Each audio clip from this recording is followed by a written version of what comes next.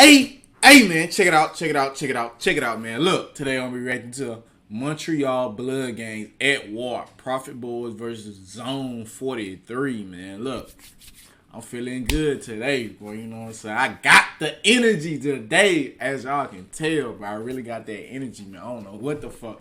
I don't know why, bro. You know what I'm saying? Guess I'm just feeling good, bro. I don't know why. You know what I'm saying? Well, I guess because I like making these videos, you know, for real. You know what I'm saying? I really like making YouTube videos, I guess. This is what makes me happy, for real. Like, when I come here, do this shit, you know what I'm saying? Some days I can't do it because I'm busy, you know what I'm saying? Some days, most days I can record, but some days I don't post, you know what I'm saying? But most of the times I post because shit, you know what I'm saying? You gotta have fun with this shit, you know what I'm saying? When you doing this shit, you just gotta have fun with this shit, for real, bro. You just gotta, you know what I'm saying? Be you. Just come in this bitch and just be me, for real. But anyway, man, look, bro. One of my boys told me to react to this video right here, bro. One of my boys told me to react to this shit right here. He said he seen these niggas somewhere. You know what I'm saying?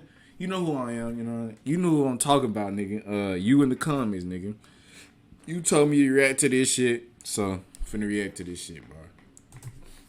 Deadly and violent night in Montreal North, and today many residents fear their streets have been taken. Is Montreal a part of Toronto, or is it just another like state? I know y'all don't call yourselves states in Canada, like y'all call it some other. I forgot. I swear to God, I forgot what y'all call y'all places in Canada. I know Toronto like the biggest one in Canada, like.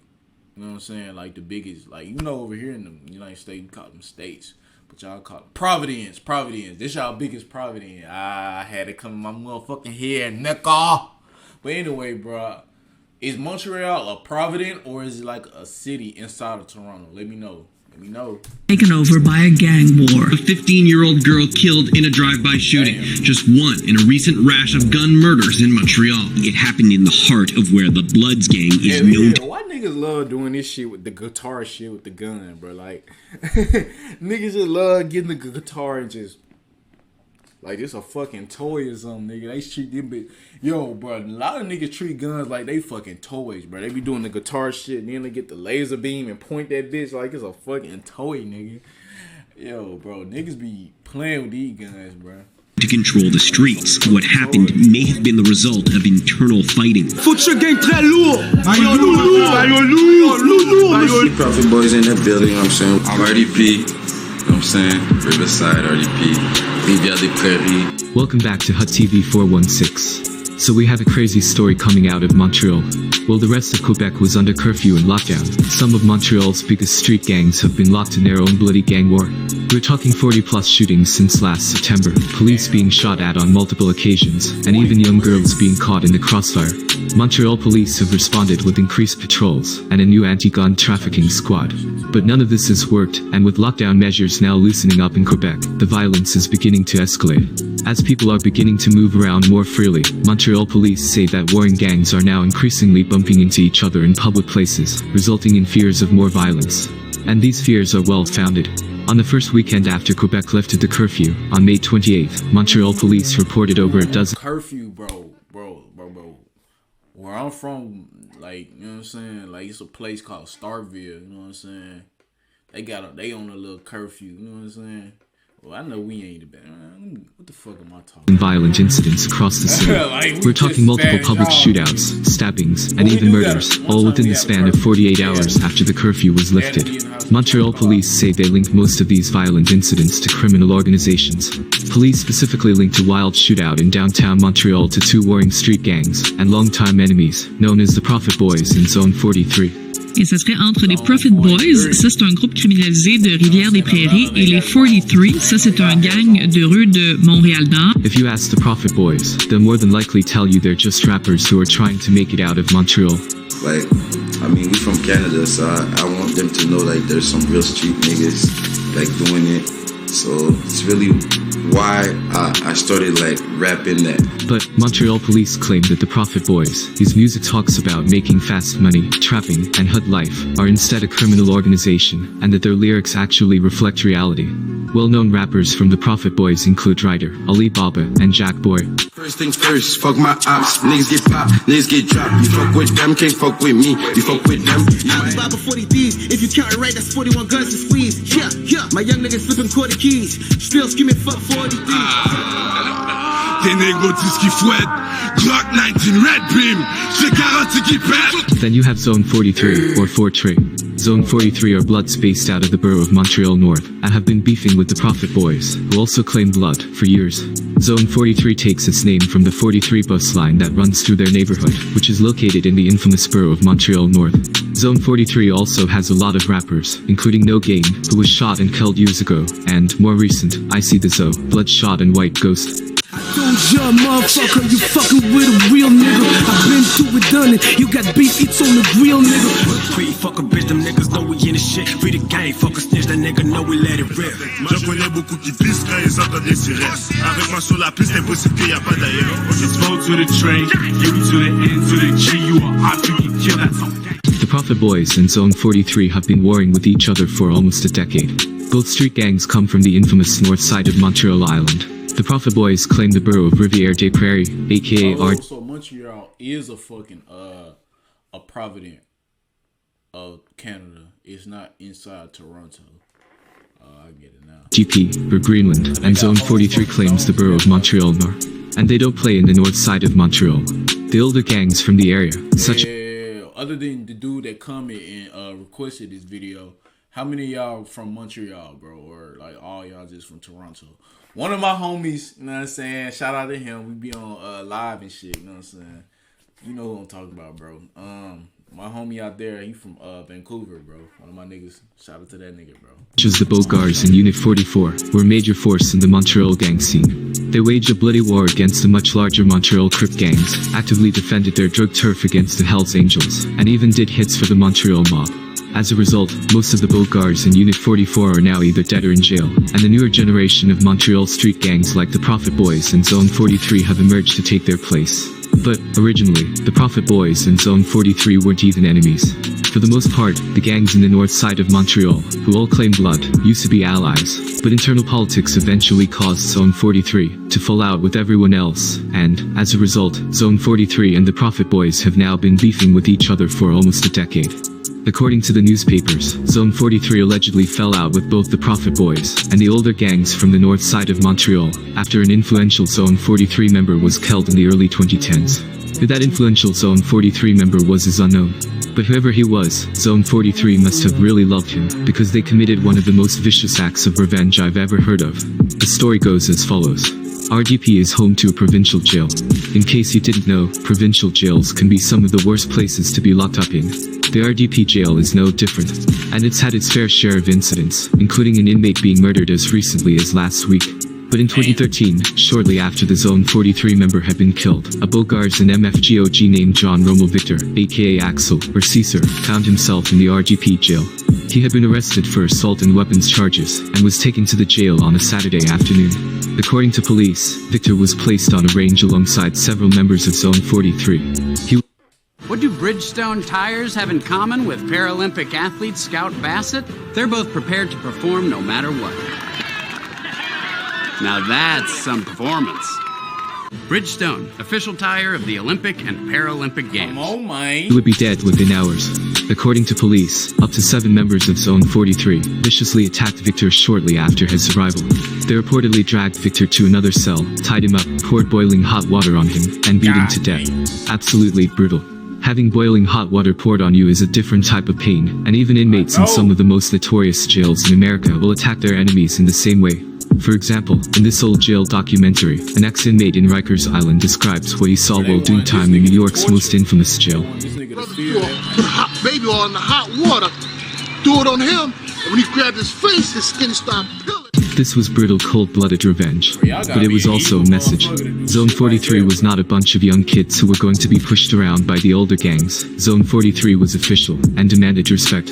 This series of events sparked one of Montreal's largest ongoing street gang conflicts of the past decade. We're talking dozens of tit-for-tat shootings and murders as a result, with both sides taking losses.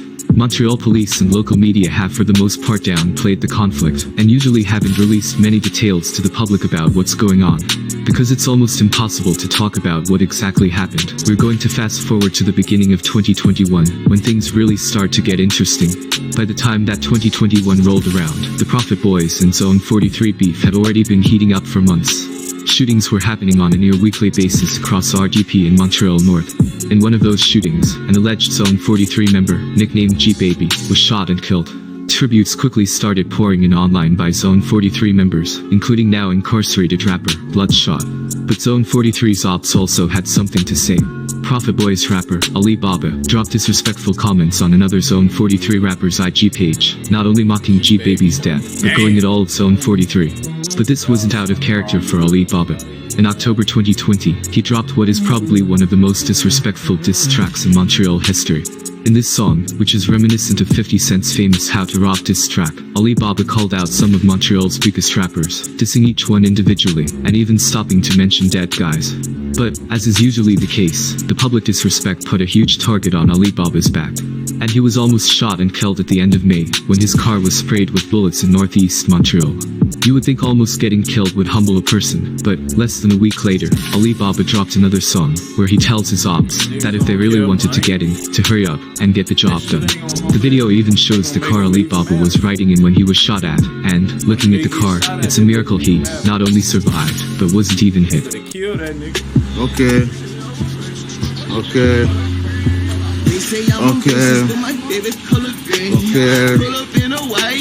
Yeah.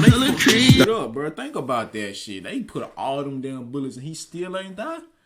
God damn, I think some niggas immortal, cause like, god damn. Bro, like, don't y'all ever think like, bro, like 50 Cent and all them boys, like Jay, all them boys that be getting shot the fuck up and don't die, and like Lil Reese and them, bro. Do y'all ever think like, damn, them niggas immortal? Like, these niggas can't die. Like, come on, bro. Like, come on, bro. Come on, bro. If a nigga gets shot all the many damn times and they still don't die, bro, like, in my head, I'd be like, bro, if that didn't kill him, what's gonna kill that nigga, bro? What gonna kill this nigga? Like, for real, bro. Like, I really want this question asked. Like, do y'all really believe that these niggas be immortal? Like, do y'all really believe some humans are immortal? Like, they can't die. Like, they say everybody got a death date. You know what I mean? But some niggas escape death so many goddamn times. It be like, bruh, when are you gonna die, nigga? Like, what's up? Why is you still here? Like, you supposed to been dead, bro. Like, I don't know, bro. It's some niggas just built complete, bro. You can stab them, you can shoot them, you can, like, some niggas get stabbed like three or four times, and bro, them niggas be back on the streets running shit. I be like, bro, that's the shit that fucked me up right there. Like, that shit fucked me up. That's how it is, huh?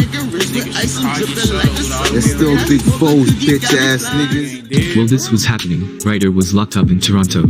Both Ryder and Jack Boy were in Toronto in early 2021 when Ryder was reportedly arrested on a gun charge. He was actively posting on his IG page, with locations tagged in Brampton and Scarborough.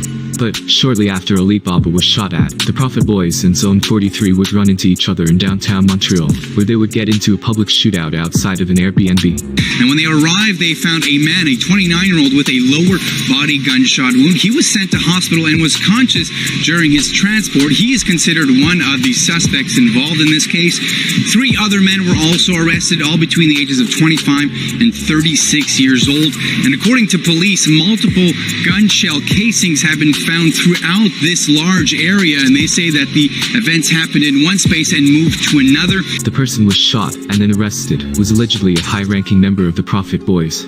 Also arrested was a high-ranking member of Zone 43 named Kevin Desprez. Desprez is the son of Beauvoir John, the man who founded Master B, which was one of the first Haitian street gangs in Montreal ever. Although Beauvoir John has turned his life around and is now counseling kids to stay away from gangs, he wasn't able to keep his son from turning to the streets. In 2015, Desprez was charged in connection with the shooting death of a man nicknamed Cowboy. Cowboy was reportedly affiliated with Zone 43's ops, and was also reportedly related to a now deceased Beaugart's OG nicknamed Biggie. While detained in the RDP jail awaiting trial, Desprez would also almost be beaten to death. And Desprez would also himself be shot in 2020, after someone ran up on him near La Pierre and Pascal, and shot him at least once. This is a crazy story, and things are far from over. But the next time you think that Haitian street gangs only exist in Florida, just remember that some of the wildest Haitian gangsters come out of the 514. Haitian It was a deadly... Yo, Haitian niggas, bro. Bro, all I'm gonna say is Haitian niggas is not to be fucked with. Them the niggas you don't fuck with. Haitian niggas, I wouldn't fuck with them. if it's one race of people I don't no smoke with, Haitian niggas, bro. Haitian niggas, y'all can have it. Have it, bro. But anyway, man, yo, I like this video for real, bro. I might subscribe to this dude, or if I'm already, I might be already subscribed to his ass. But anyway, man, look, bro. If you like this type of content and you like this video, make sure you leave a like, subscribe, and don't forget to hit the bell, man. I'm out.